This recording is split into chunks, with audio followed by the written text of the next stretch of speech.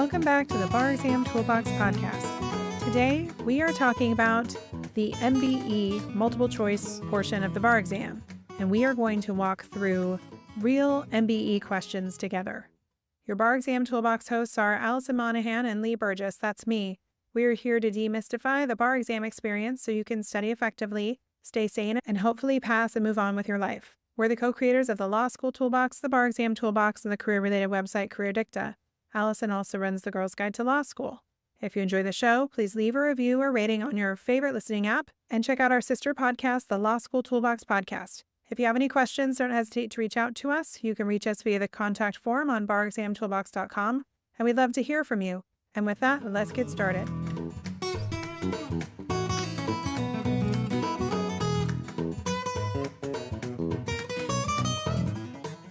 Welcome back. This is Lee from the Bar Exam Toolbox. We are back today to talk about everybody's favorite topic, the MBE. Or nobody's favorite topic. Maybe when we have people who found MBE prep programs, maybe it's their favorite topic, but basically no one else. I'll be honest, I would rather take the MBE than the essays, but I realize that's a rare approach. A rare approach. So many people get frustrated by this part of the exam. And today we are going to talk a little bit about how to approach an MBE question, and then we're going to take some MBE questions. Ooh, I'm definitely out of practice on this, so that should be fun. I know, right? So first, as everyone listening likely already knows, the MBE is a one-day, 200-question multiple-choice test on 7 subjects: evidence, con law, torts, property, criminal law and procedure, contracts, and civil procedure. And this can be a tricky part of the test and one that frustrates a whole lot of test takers. We've been talking to people who've recently failed, and we're talking a lot about the MBE right now. Yeah, for sure. Yeah. So I thought we would get started by talking a little bit about what we're seeing with folks who've struggled with the MBE and what some of our advice would be. And I think my first piece of advice is think about the questions that you're using to practice, because not all questions are created equal. Definitely. Yeah, this is also one of the things I always ask people about. And I do think it's fair to say, as we'll talk about a little later, I think some of the questions are shifting, but generally speaking, you want to be using licensed questions or questions based on licensed questions to prepare. So if your test provider has written all of their own questions, I might start to think that was not my best plan. Yes. And you might have to ask, because they will not all, let's say, be that forthcoming about it. And the reality is there are only so many questions that are licensed. Everyone licenses them. We all license the same questions. We've licensed them. But I would say that's somewhere between 1,500 and 2,000 questions. I don't even know if it's that much. I think maybe not even that much. No. But say between 1,000 and 2,000. Somewhere in there is how many questions they license. So inevitably, people are writing their own if they're doing MBE prep in a big way. But you want to have as many questions as you can based on actual questions, not ones that are 100% written by somebody who's like, it seems like what they might ask. I don't know. Yeah. And I think that as you're selecting your MBE provider, and we really do recommend that students check out tools that are MBE specific, like Adapt-A-Bar and UWorld, you want to remember that you can test these out. I talk about this a lot with folks. If you feel like your MBE prep hasn't been going well, most of these tools give free trials. Go and mess around. See what you think of the questions. See what you think of the answer explanations. See what you think of the interface, and decide what is best for you. So often I think we forget in bar prep land that you can actually shop around. Oh, yeah. And people always ask me, well, which one should I use? I'm like, well, you should try them out and see. I can't tell you which one you're going to like best. Some have more visual explanations than others. Try it out. Give it a shot. At that point, really, what do you have to lose? At least you're practicing questions. Yeah, I know. So that is something that I think gets lost a lot of the time, is that you can just see. You have some wisdom. You have sat for this test possibly before, so you have some experience from it. I think there's a lot of value in having data.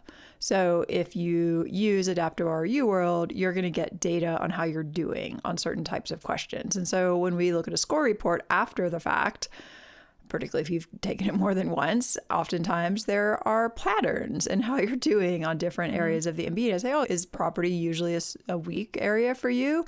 Oh, yeah, it is. But you need to figure that out beforehand so that you can see, okay, I'm getting 70% right of evidence questions. I'm getting 30% right in property.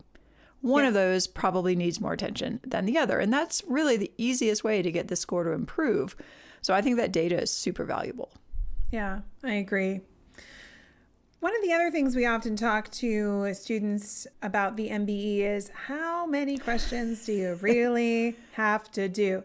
And this might sound like a silly thing, but we hear all sorts of reports. I've heard I did 400 practice questions. Isn't that a lot? And I'm like, no, that is not. No, that's my favorite question. So people say, oh, how much practice did you do? I did a lot of MBE questions. Okay, give me a rough estimate. At least 400 or 500. Right. That's not a lot. That's not a lot.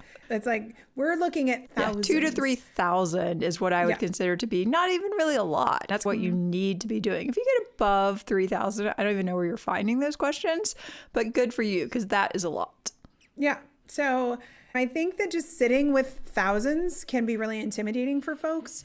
But one of the things that you want to think about is how many weeks that you're studying. If you're studying for 10 weeks, which is the typical way to study for the bar exam, 2,000 questions over 10 weeks isn't that much. Yeah, 200 questions a week. You can break that down by day. That's about 30 questions a day. If you're doing them 7 days a week, that's a decent amount of time, but you should be able to do that in like 3 hours? Yeah, 3 hours, maybe 4 with review time. Yeah, so half your day. Yeah. Oh, but 30 questions is going to take an hour and change because you can only take an hour and change for them, right? Oh, yeah, you're right. I've got my math off. Right, because you're doing 100 questions in 3 hours. So 30 questions should take you about an hour. If you think that you're giving this part of the test a couple hours a day, maybe an hour to do the questions, an hour to give yourself feedback and evaluation, that's fine. It's half of the test. Right. It should be half of the day. So I think that should be reasonable. So if it feels unreasonable, breaking it down by daily goals, I think is very helpful. The other thing that we see a lot of folks doing is they will say things to me like, I did thousands of them. And I'll say, great. Did you ever evaluate your strengths and weaknesses? And they're like, I did thousands of them. I'm like, cool. That just tells you that you did them. But what did you learn from them? You really want to be interacting with these questions, especially the early part of your prep. We were doing these 30, 33 questions a day. And you want to start tracking. If you're getting them wrong, like, why are you getting them wrong? And if you're getting it right, did you get it right for the right reason? Or did you get it right and just be like, woohoo, and then you move on? That's so typical.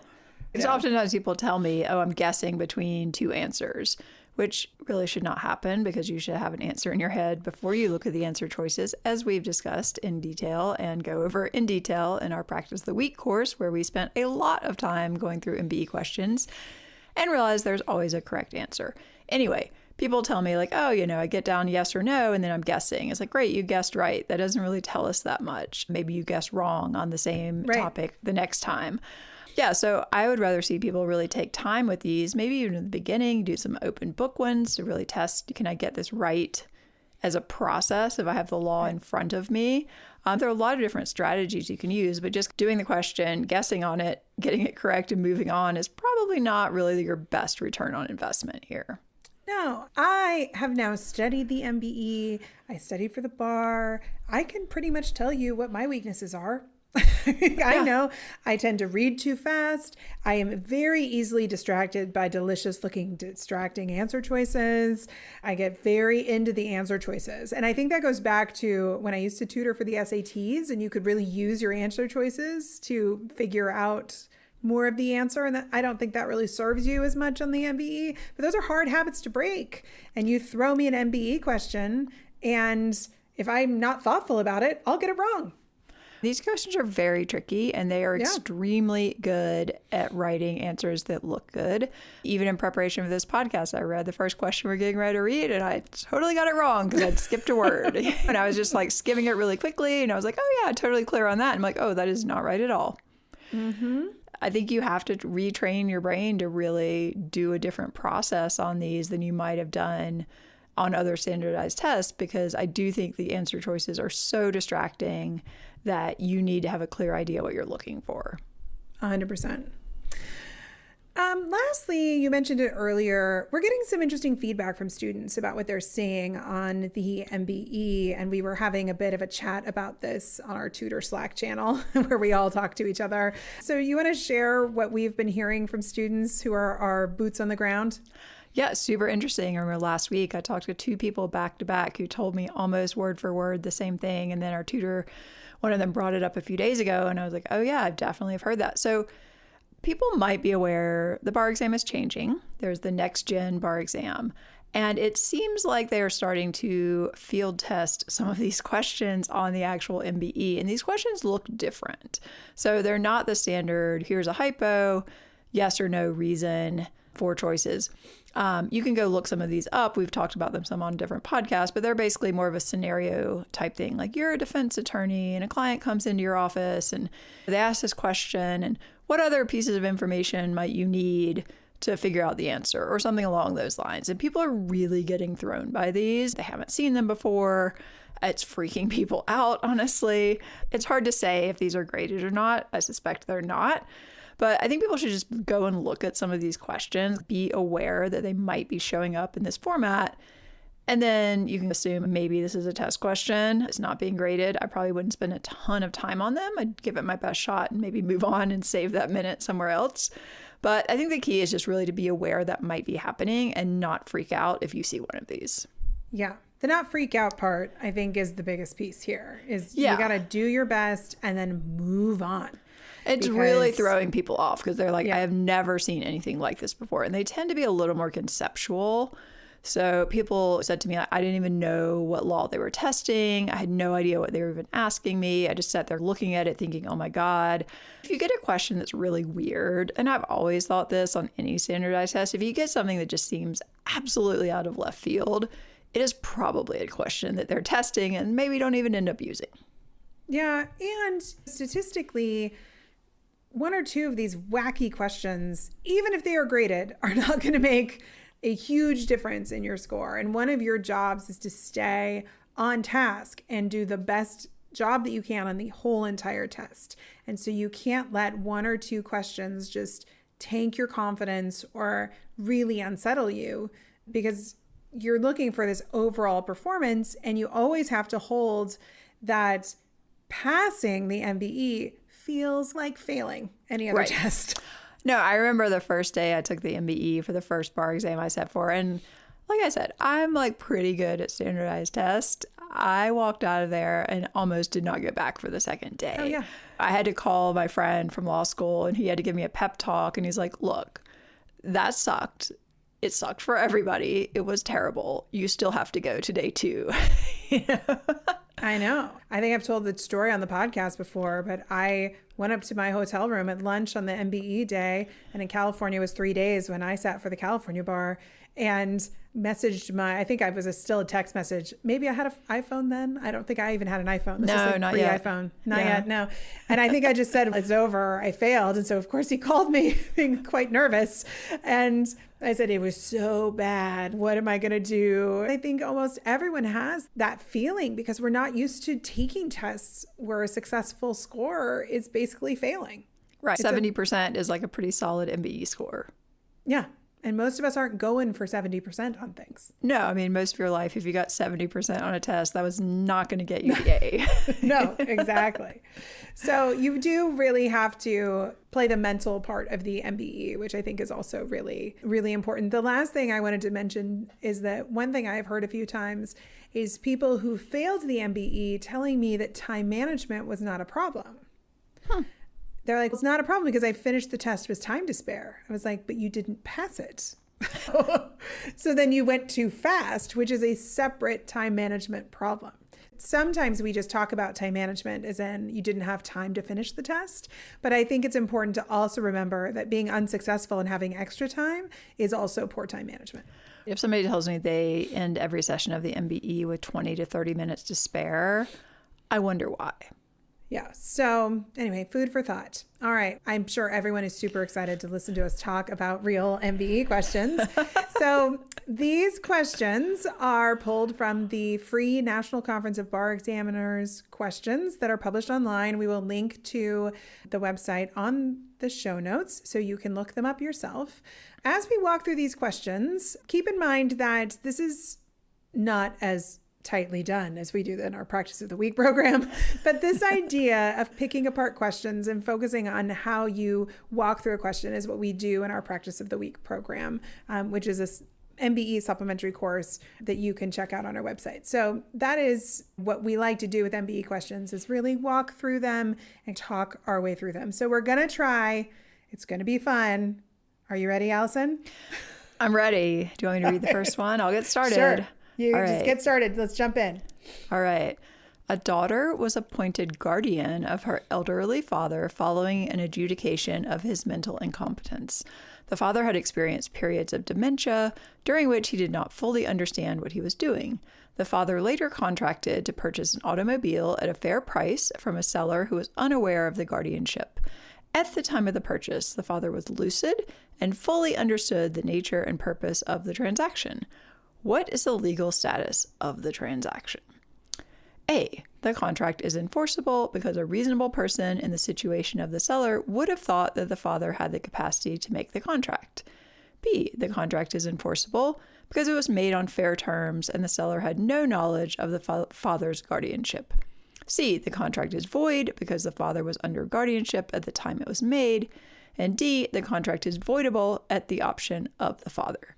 I will say this question made me realize and remember how much I hate contract law. I knew that. When I put this in there, I was like, Allison's going to hate that I included this contract law question in Honestly, there. I'm like, you know what? Any of those answers seem like they could be right to me. So this was a short answer type of a question. I think one of the things that is important to do with the MBE is always just think about what is the law that you need to know. So before you start to spin out about the answer choices, you want to think about what is the law. And here, the law we're talking about is really about capacity. Did the father have the capacity to enter into a contract and have the contract be enforceable? And there's not like a ton of law on this on your bar outline, to be honest. Like, there's not a ton. But when I think about capacity, I usually think about a child, the fact that like a young child does not have the capacity to contract. So I went to my bar outlines and looked it up. And it's like the rule really is that someone must have capacity to make a contract. But I like to think of this idea of if somebody is under guardianship and basically the court has said you don't have the capacity to do things, it's like they're a minor child, and a minor child like can't make a contract. So that is one of the ways that I thought about this question. And if this was a child, I don't think the child could buy the car, even if the child looked like they were 21 or 18. And so that made me lean in that direction, that was the situation here. Now, the one thing I did see, though, that kind of made me pause was the fact that they threw in, see, this is where it gets all distracting, was that the father was lucid during the transaction. And I think they did that just like to mix it up for you. Right. And that probably would have gotten me, because when you think about it the way you think about it, the answer is super clear. The father's under your guardianship. He can't contract. All right, great. C, it's void. This is not a hard question, actually. I probably would have gotten distracted. So my initial reaction was like, oh, yeah, A is great. I love that answer. But then if you look at A and B, and this is a test taking tip, those basically say the same thing. So they can't both be right. So if you see something like that, you're like, oh, I can't choose between those because they're saying the same thing. It's like the answer is probably elsewhere on the page. Yeah. But you can also see that if before you dove into those answer choices, if you just asked yourself, is this an enforceable contract or not? And you think about the guardianship and you're like, there's no way this guy could have made this contract. Already then you're into C and D. Exactly. And your answer is right there sitting on the page waiting for you to pick it and move on. Because also D, which is the contract is voidable at the option of the father, that still sounds like the father's allowed to make a choice. Right. And the court has already determined that the father can't make choices anymore. Right. So, And also the contract can't be voidable because the contract doesn't exist. yeah, there's no contract. He didn't have the capacity to make the contract. Right. All right, so let's run through our answer choices. So A was not the right choice because incapacity is not about the seller. It's about the buyer. And the same issue shows up in B. And as you said, they say the same thing. So they just feel very squishy. It's not a good direction to go in. C aligns with my rules. So I would hold C as what I thought would be the right answer, but I would want to check with D. And the problem with D is that the father has the option to void, but that's not how guardianship works. So right. He doesn't have the option to do anything. Now, one of the things that I think is important to think about here is that we didn't know that much law. It was just this idea that a guardianship means somebody doesn't have capacity, and then we applied it to the fact pattern. And I think that what so often gets lost on the multiple choice is this idea that you can't practice until you have all this law, hardcore, memorize all the nuances, because they're not always testing that much law. They're often testing something very little. This is really just reasoning, keeping the public policy in mind that the reason we have something like guardianship is that somebody doesn't have the capacity to make contracts. Yeah, this was a classic MBE question because it's actually a very easy question, but the answer choices make it seem really hard if you just focus on those. Yep. All right, let's move on to property law, which everybody loves too. I know. Okay, two sisters own a single tract of land as tenants in common, each holding a 1/2 interest. The younger sister entered into a 3-year written lease with a tenant. The lease described with metes and bounds a specified portion of the land, which consisted of about 40% of the total tract. The tenant went into sole possession of the leased portion of the land. The older sister has sued both the younger sister and the tenant to establish the older sister's right to possession of the leased portion of the land. Who is likely to prevail? A, the older sister, because the younger sister cannot unilaterally partition the land without the older sister's consent. B, the older sister, because the younger sister may not lease her undivided interest in the land without her older sister's consent. C, the younger sister and the tenant, because the older sister has been excluded only from the specified portion of the land subject to the lease, which makes up less than 1/2 of the land's total area. Or D, the younger sister and the tenant, because the younger sister's lease to the tenant was necessary for less than a fee simple interest. That one just sounds weird, but we could get to that in a minute. Right. So yeah, yay, property law. Yes. Another one that no one really loves. But again, I actually, having recently done a real estate transaction that was, I don't know, I can't remember, not a tenancy in common. Anyway, basically you've got to know the TIC rules here. So Lee, what are those? A tenancy in common is the default estate created when land is conveyed to 2 or more people unless A, express language states that the parties have a survivorship right, creating a joint tenancy, or B, if conveyed as husband and wife, creating a tenancy by the entirety. Each owner owns an undivided interest in the property and has the right to use and enjoy the entire property. Ding, ding. Ding, ding. That should be triggering some bells in your head. Yes. So, again, this is not complicated law, right? It's All not. you really have to remember is 2 people buy land together, they become tenants in common, and they both get to have a right to possess the land. Yeah, the key is the undivided interest. Exactly. So when we go back to our fact pattern and we think about this as like a short answer question, given that little fact that came out of our outline, who's going to win here? Because someone's being excluded, and I think it's the older sister, and she's one of the tenants in common. And so it seems like she's going to probably win this one.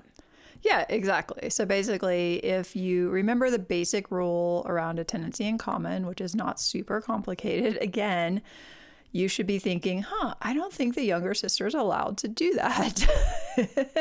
And why? So that gets us into the realm of A or B, but why is she not allowed to do that? And it's because she cannot unilaterally partition that land because they have an undivided interest. It's literally there in the definition. Yep. So you can't do it unless older sister wants to do it. And even if you don't really know that rule, option A is the older sister because the younger sister cannot unilaterally partition the land without the older sister's consent. So maybe you have a moment where you're like, I don't know if she can give consent, so I'm going to think about that one. But then you compare it to option B, which is the older sister because the younger sister may not lease her undivided interest in the land without the older sister's consent. And they're a little close to each other, but I think that when you really think about it and you think about the rule, which is that they have an undivided... They actually tell you in answer choice B, so maybe that should trigger undivided. Is she trying to divide it? I think she's trying to divide it. Oh, yeah. Okay. Not allowed. Done. Right.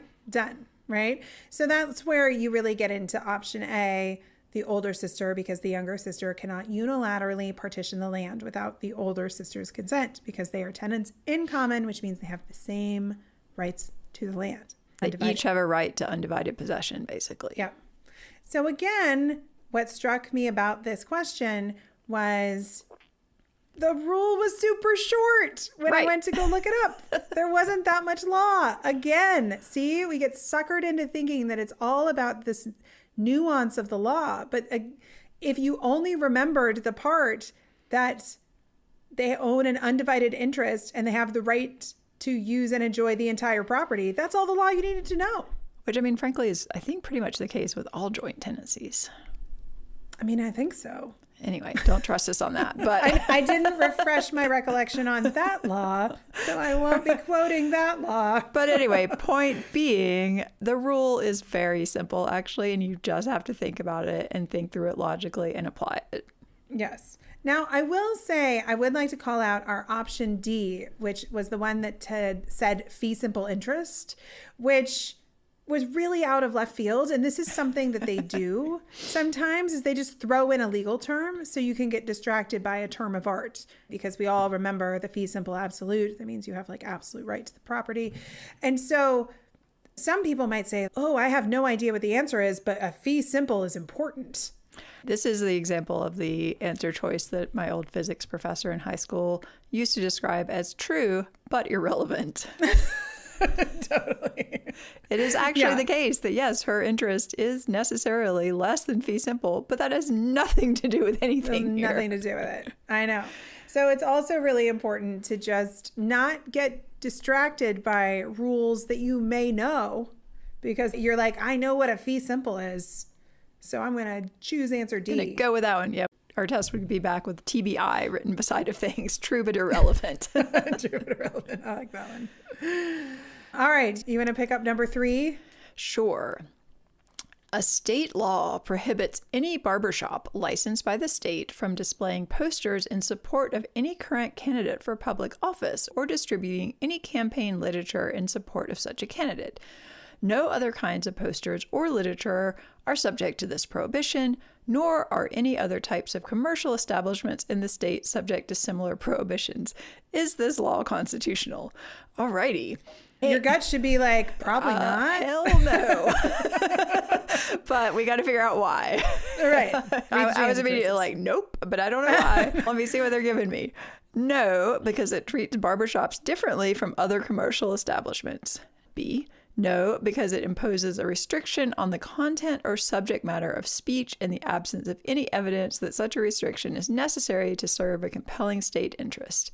C, yes, because it leaves political candidates free to communicate their campaign messages to voters by other means. Or D, yes, because the operation of a licensed barbershop is a privilege and is therefore subject to any reasonable restriction imposed by the state.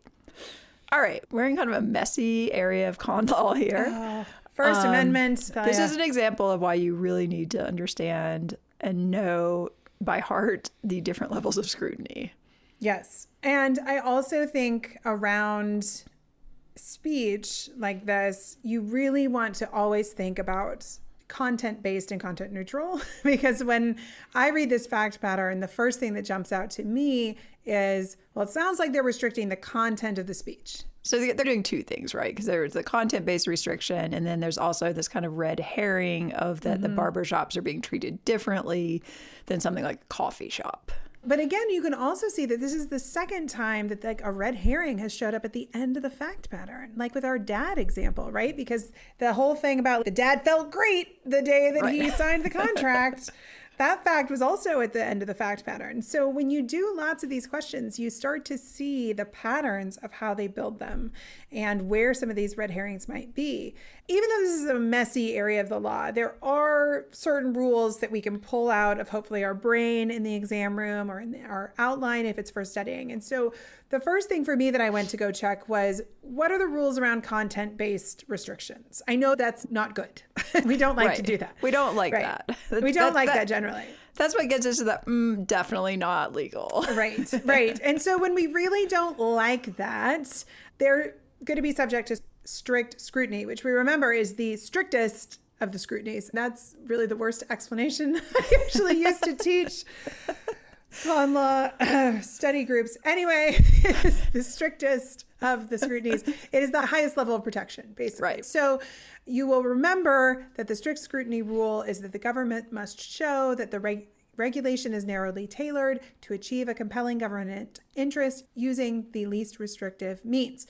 I think that what's interesting about that is it should start to ring some words that align with some of the words that you see in these answer choices. So basically, when we take that law and we apply it to the fact pattern, do we think that they can do this or not? No, obviously we don't have a ton of facts here, but nothing in what they have provided is showing me that it's particularly narrowly tailored, that it is to achieve a compelling government interest, or that it's the least restrictive means. So if we don't see any of that in this very short hypo, I'm going to guess it is not going to meet the strict scrutiny requirement. 100%. So then we know that two of the answer choices say that it is not constitutional. So option A says no because it treats barbershops differently from other commercial establishments. That's not good either. Yeah, I'm thinking, okay, that's not great, but would I allow this regulation to be constitutional in a coffee shop? No. So it doesn't really matter. Yeah, exactly. That's not really what the core of the problem here is. And if we remember from all sorts of equal protection and arguments about one class of groups being treated by others differently, I don't think barbershops are a protected class. If you're always wanting the analysis that's going to get you the highest level of scrutiny, barbershops, unless I'm really rusty on my con law, do not get any sort of special protections. I don't think so. And I think one of the key things here is that this is political speech. If you remember nothing else about the U.S. Constitution, you should remember that it is pretty protective of political speech. Yeah. All right. So then we go to option B.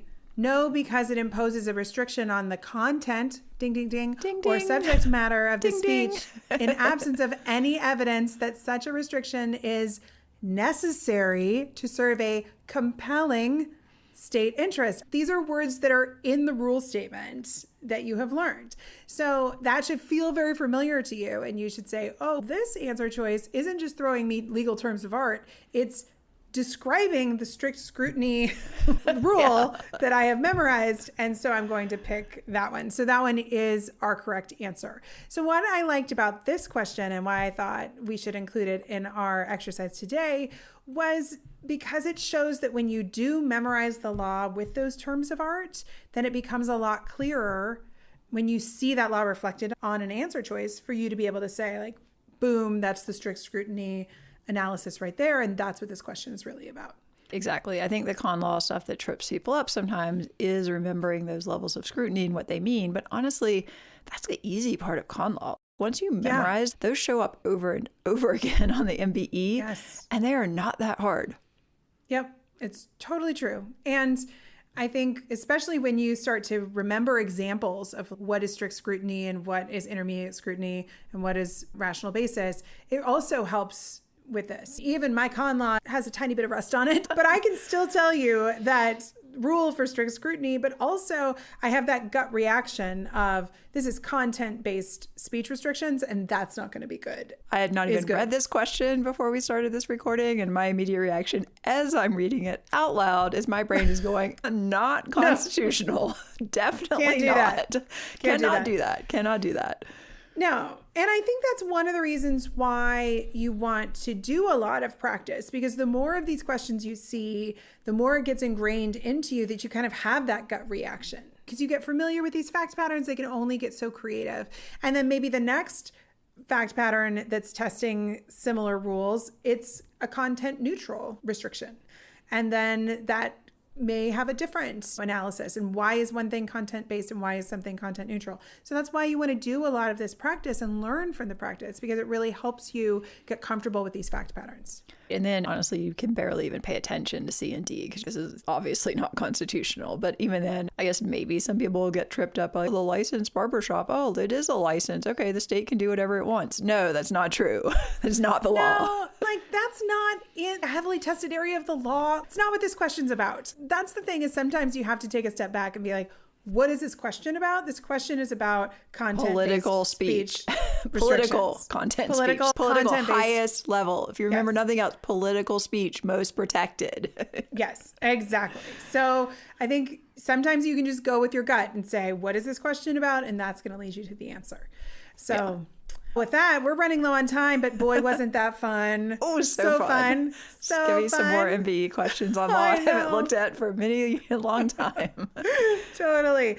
So if you enjoyed walking through questions with us, you can check out our Practice of the Week program, which is linked to on our Bar Exam Toolbox website, which does something similar. It walks you through MBE questions while giving you the law and really showing you how to do the analysis piece, which I think is the part that most people really need to work on. We can all look up law, but really getting comfortable with these questions and how they are executed is a very specific skill, and we believe that it will make you more successful on the MBE. So we hope you found this exercise helpful. The other thing I like about POW, which we did, is we include a question for you to practice on right after you watch us go through a question on similar law. So hopefully you can see us apply it and then do it yourself and get that question right and start building some confidence, which I think is a really big piece of the MBE, just believing that you actually can do this. And if nothing else, I hope this podcast today has shown you that a lot of this law is not actually that complicated. I know. It just feels really complicated because the There's test so itself much. is hard. And there's so much law. I don't think you picked these because they had easy rules. I think a lot of them are actually just easy rules.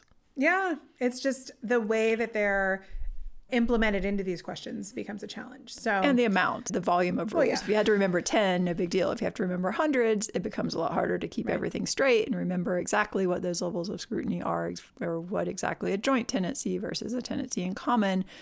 But this is all the stuff that you got to learn. Yeah. All right, everybody. Thanks for joining us. We'll talk soon. And with that, we are out of time. If you enjoyed this episode of the Bar Exam Toolbox podcast, please take a second to leave a review and rating on your favorite listening app. We'd really appreciate it. And be sure to subscribe so you don't miss anything. If you have any questions or comments, please don't hesitate to reach out to Lee or Alison at lee@barexamtoolbox.com or alison@barexamtoolbox.com, or you can always contact us via our website contact form at barexamtoolbox.com. Thanks for listening, and we'll talk soon.